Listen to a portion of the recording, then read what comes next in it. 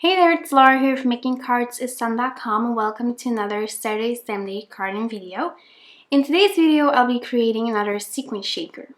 So I'm starting out with the lovely Critters stamp set from Create a Smile Stamps, and I'm going to stamp that snail onto some Bristol paper with archival jet black ink. I like to use this ink since it doesn't smear or smudge, so it's perfect to use with the ZIG Clean Color Wheel Brush markers. So whenever I color with these markers, I like to add water to my image first. I'm using the pencil aqua brush to do this, but you could use a regular paintbrush and just some water. Then I'm going ahead and I'm going to use the darkest color. I am using, pink flamingo for this, and I'm just going to add that color to that shell. Then I'm going to blend that out with the light pink color, and I'm just kind of overlapping that with the darkest color first, and then I'm working my way up. So then I'm going to use my water brush again to blend those two colors out. And these colors are quite intense, as you can see, because I get a lot of shading even though I didn't add that much color. Then finally, I'm going back in with those same colors just to add a little bit of shading here and there, since I just wanted a little bit extra shading. And then finally, I'm going to blend that shading out just a tiny bit with that pencil aqua brush. And then I can color the rest of the snail. So first, I'm adding the water to the snail with my pencil aqua brush, and then I'm going to add some color to that snail with my ZIG marker. I'm using the flesh color this time. And then after I added that color here and there, I'm just going to blend that out with my pencil aqua brush again. And then as soon as I did that, I'm just going back in with that color to add a little bit extra shading, and I'm not blending it out with the water this time. So as you can see, you can really get some nice shading with only one marker. So it's just a really easy way to add shading to your images.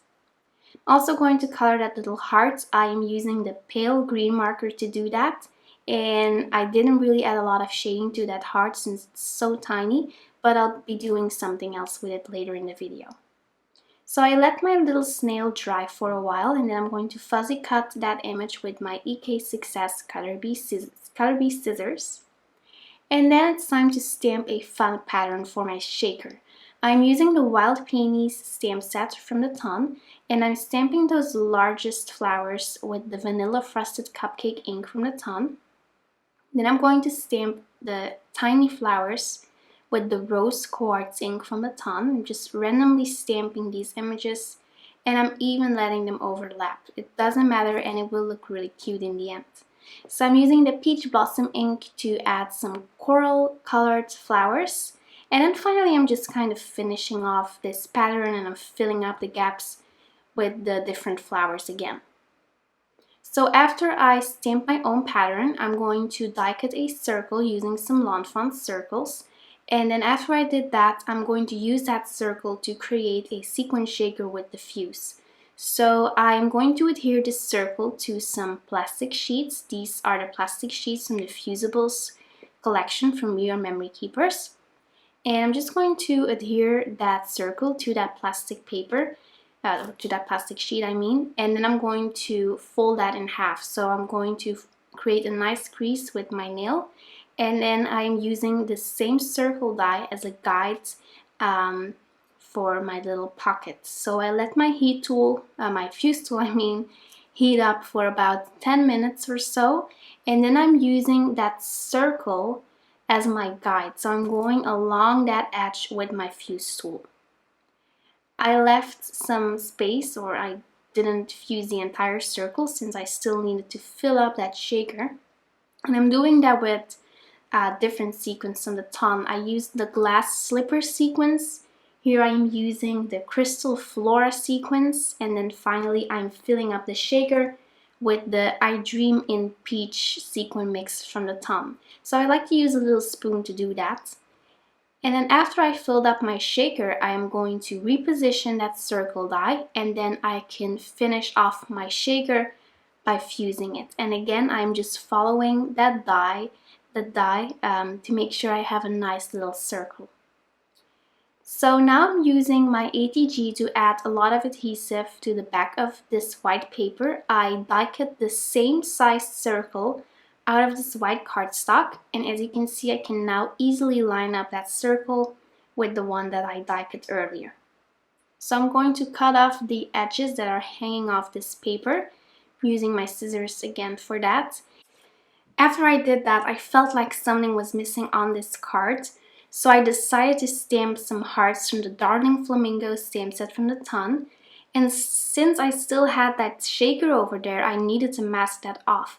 So I saved that circle that I die cut out of this white cardstock, and I'm just using some masking paper, some masking tape to hold that down while I stamp. I'm randomly stamping these images just to create a little bit more interest on this white piece of paper.